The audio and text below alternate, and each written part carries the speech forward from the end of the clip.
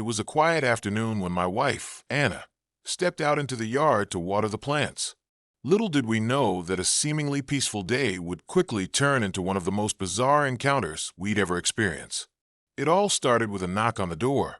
I opened it to find a furious Karen from our HOA, a neighbor who always seemed to think she could dictate how everyone lived their lives.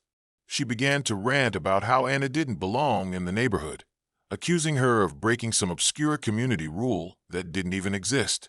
I stood there, stunned, while Karen's voice grew louder, more aggressive, until finally, she did something we never expected. She called the cops. Anna, still holding the watering can, looked confused. She had no idea what this woman was talking about. We've always kept to ourselves, never causing trouble. Yet here we were, facing a confrontation over nothing. It was hard to believe. But what happened next completely flipped the script. As Anna stood there, bewildered and trying to comprehend the situation, the sheriff arrived. He stepped out of his patrol car with a calm, professional demeanor. He didn't even glance at Karen, who was eagerly waiting for him to back her up.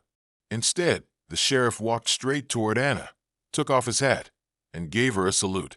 "Ma'am, I just want to thank you for your service to this community," he said, his voice full of respect. We were taken aback. Anna was completely speechless. What was going on? Karen's face turned crimson as the sheriff continued. "This is a quiet neighborhood, and we all take pride in it. But that doesn't mean we get to harass good folks. You've done nothing wrong.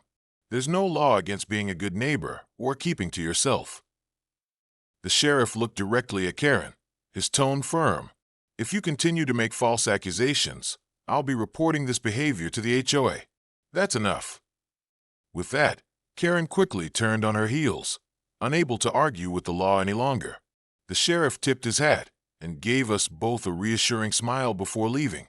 Karen, however, was left standing there in stunned silence, realizing she had lost. My wife's pride in being recognized was priceless, and all we had to do was stand our ground. Sometimes, all it takes is the right support to silence the loudest voices.